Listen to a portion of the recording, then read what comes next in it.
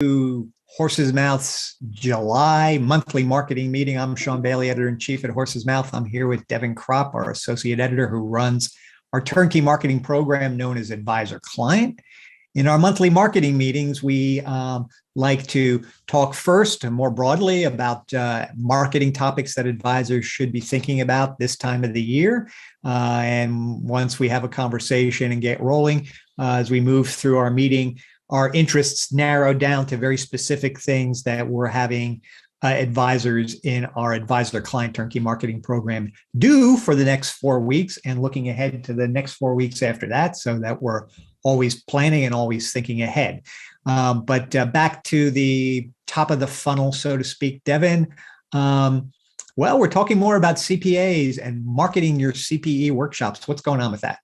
Yeah, so 2 months ago, we talked about how you can connect with CPAs by putting on educational workshops.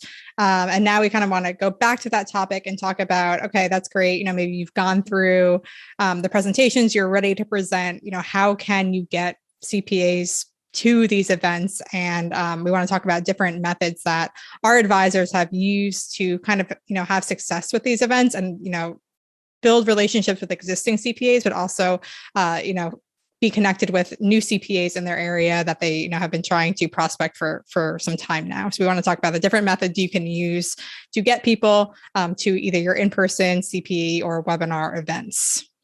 Right. But the key thing is the thing that's really drawing them in is the CPE credits, right? Can you give us some clarity on that? Yeah. So just as a refresher on that, we talked about how one of the best ways to kind of build these relationships is through education, and not just, putting on an educational presentation, but actually granting CPAs the continuing education credits that they need to get each year. For CPAs, it's called CPE credit. It's like, if you're a CFP, it's similar to CE credits for you.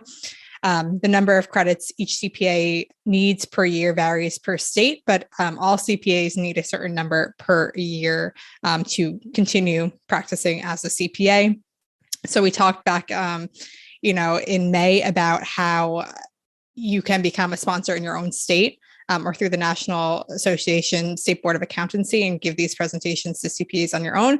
But then we kind of talked about the easier route, which was going through Horsesmouth. We are a NASBA sponsor, meaning we're approved in all 50 states for CPE credit.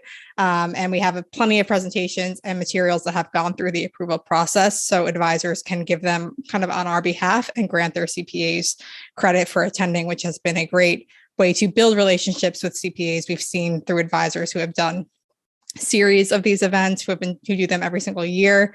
And so we know that it works. And we've kind of spoken to some of those advisors about how they have successfully put on these events and how they get CPAs to attend. Yeah, right.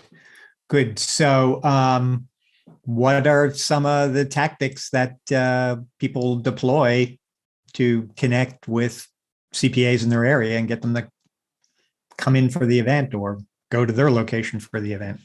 So I think one of the more common ways that advisors are having success with this is to connect with a CPA firm. So they will reach out to a CPA firm in their area who have multiple CPAs within the firm and say, I can present and grant your CPAs credit if they come to the presentation. I'm happy to come into your office. I'll bring in, lunch or, a light breakfast, bagels and coffee. We'll do the presentation first thing in the morning or at lunch. It's going to be on this topic, and I'll handle kind of all of the paperwork that goes along with getting your CPAs credit.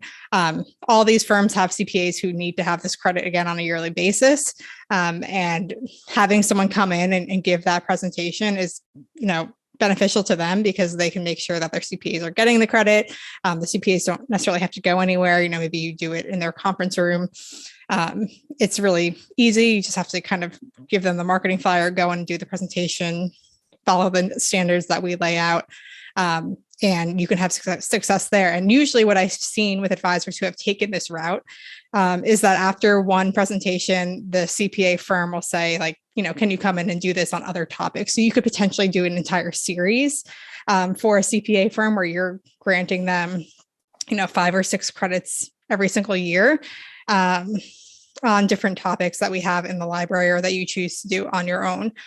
So I think that can be a really great method. So if you have a CPA at one firm that you have a good relationship with, reaching out to them and seeing who you can talk to come in and present to everyone can be a great way to do that. Most advisors who kind of take this route, again, will do it more in the morning or at lunchtime, wanting to avoid before CPAs get too busy. And, again, having light refreshments can be a value add. And now too, since the pandemic, we've seen advisors do webinars for CPA firms where they don't have to leave their desks, which can be a great thing. Usually what we hear is, oh, I tried to do it at 4 p.m. and the CPAs just got too busy and people didn't show up. So doing it in the morning or even doing it virtually at kind of an off time might be kind of beneficial. And one of the ways that you can use kind of this webinar revolution to your advantage, especially with other professionals.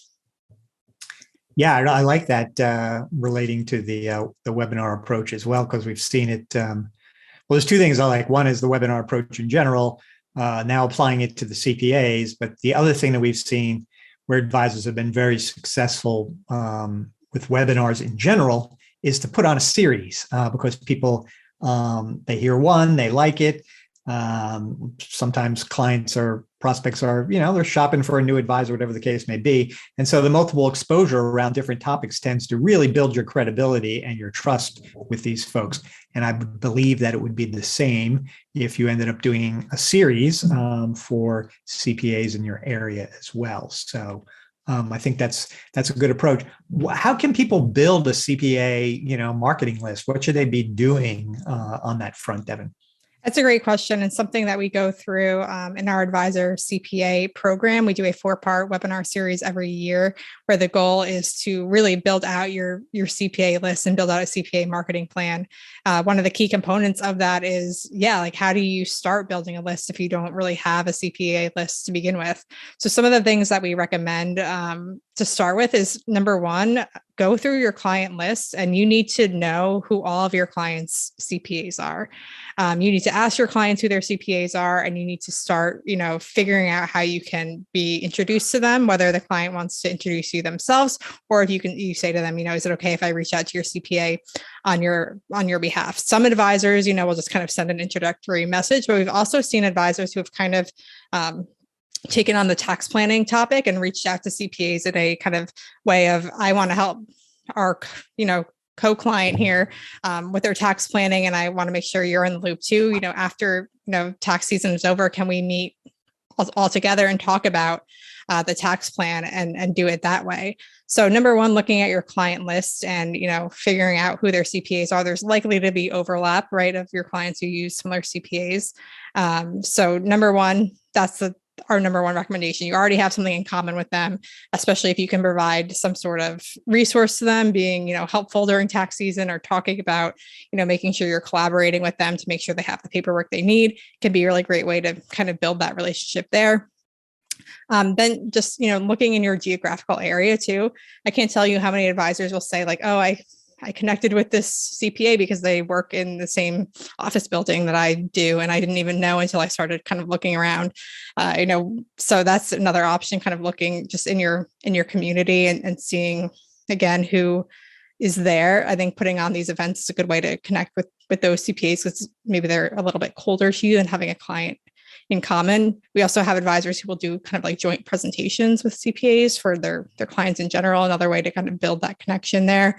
And then looking at, local, regional CPA groups and trying to connect with them too can be a way to kind of build your list. Social media also is a way to build your CPA list. Yeah, I'm recalling an advisor who is a former CPA in the Seattle area who decided to create a email. Well, she had an email list of CPAs and she built it out, but she created a newsletter on Social Security specifically for CPAs. And she sent it out like 6 times a year. She was a member of our Savvy Social Security program. So she leveraged, Elaine Floyd's great content in her newsletters and kind of this advisor and former CPA would add her own kind of angle. And then she would, email it out to the CPAs in her area. And of course, lo and behold, she was then being invited to some professional meetings and to present on Social Security to professional meeting of CPAs.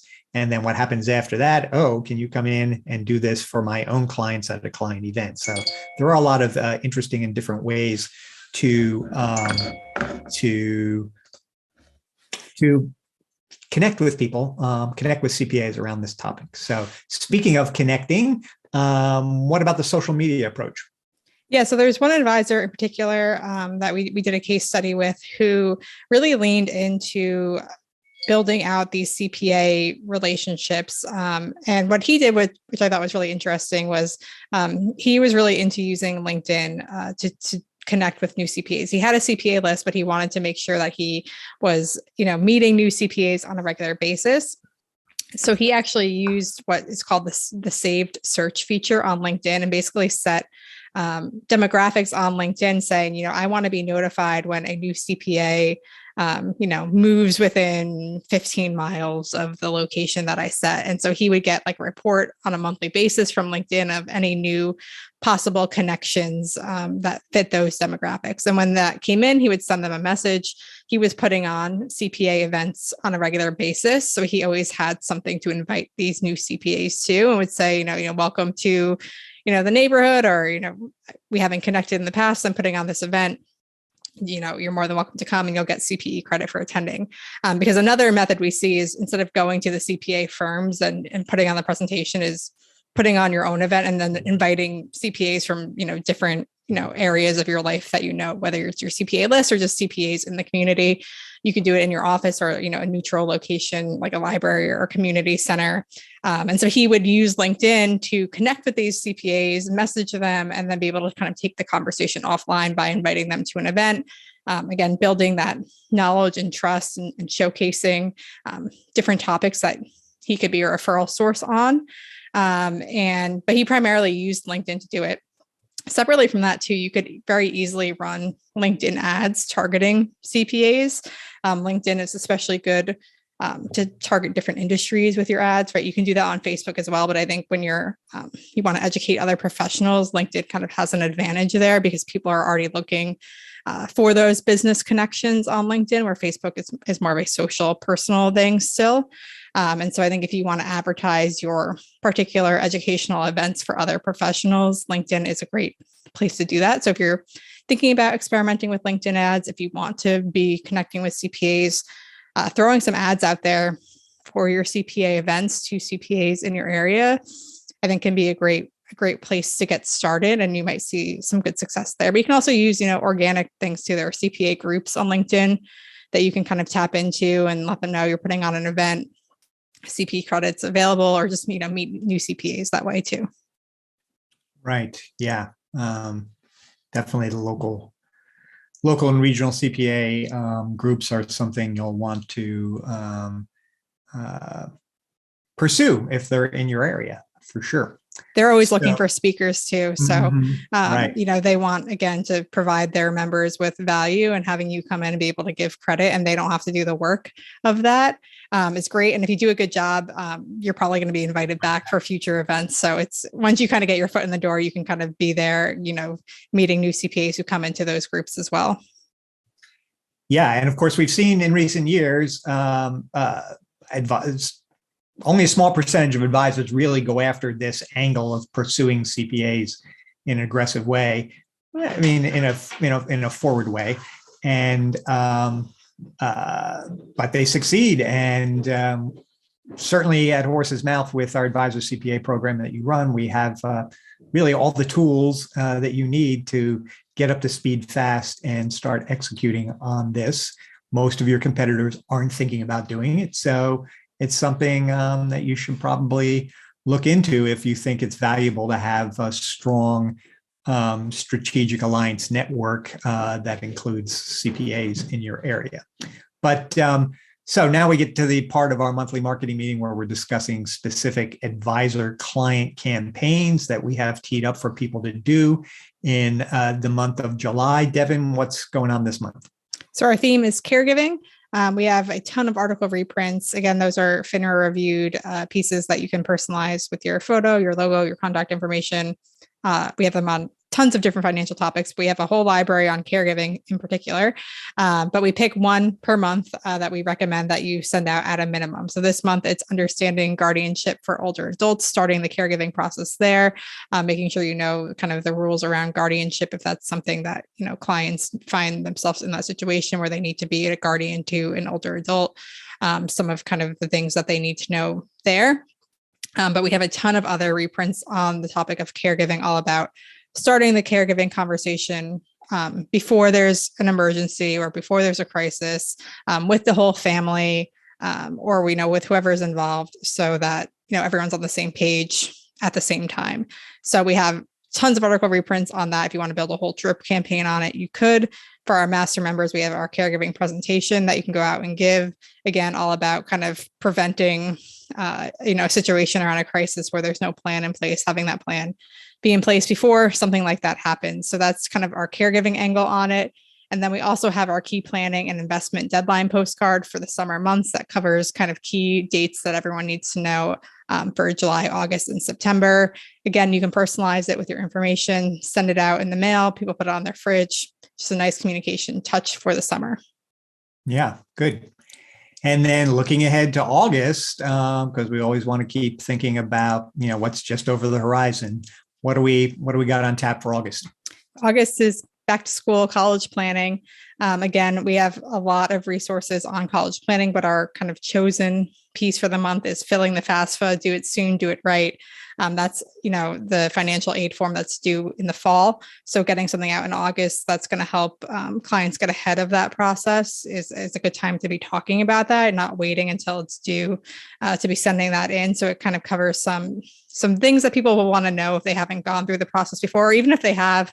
Most people fill out the FAFSA incorrectly or make mistakes on it. So in that reprint, we kind of talk about some things you want to be aware of there. And of course, we have our Savvy College Planning program that has different presentations that you can be doing, during the month of August, but also throughout the entire year. It doesn't have to be, back to school. This is something that some advisors are kind of building their business around now. And you don't want to necessarily, wait, just do it in August. It's something that you should be talking about all year round because parents have a lot of questions on college planning, and Yep. it's a really kind of hot topic as well. Yep. We have and another. You keep filling out that FAFSA every year. Yep. Too. Yeah. So you have time to correct it. So if you made a mistake, that reprint could be helpful. We also have a handout that is good to send out in the summer months. It's called our key college funding data. It's good to send out in August because the new interest rates are released in usually June every year. So it'll be updated. It's updated now for those new interest rates for the upcoming school year. And we actually have a client action webinar around that for anyone who's unfamiliar with our client action webinars. These are short kind of presentations that we've designed around some of our key handouts in the Horsesmouth library that are designed for your clients to take a particular action around a particular handout. So we took this handout that kind of has a roadmap to college planning success with a checklist that, parents can follow each year of high school and things that they should be doing in that year. And we've created this short presentation around it. So if you don't want to go into the full blown, college planning presentations that we have available, this is kind of a good teaser for parents about actions that they should be taking depending on where their child or their grandchild is in school. And I think it's a topic of interest for everyone who has kids or grandkids in that age group, because most people don't know what they should be doing. And so doing a short presentation on it can kind of open the door to have further college planning conversations with clients and prospects. Yeah. And just to plug that handout one more time, because it is relevant. Your older clients may be having adult children whose children are getting ready to go to college. So that's there's a lot of information in that key college funding data. And it also there's one section of it that points out specific things families should be doing when their kid is a freshman in high school, when the kid is a sophomore in high school, and as they move on to the more serious years of the junior and senior year. So it is definitely a valuable handout. And just to put a plug in, at the beginning of next month, early August, we'll be having our Savvy College Planning workshop. It's a great way to spend a few hours, 4 days in a row with Lynn O'Shaughnessy, taking a deep dive into the Savvy College Planning program as well. So anything else, Devin? That's it for me. Okay, folks. Well, we'll see you next month. This has been the July monthly marketing meeting, and we'll be back again soon to tee up activities for you to be doing in August and looking ahead to the fall. So keep marketing, and until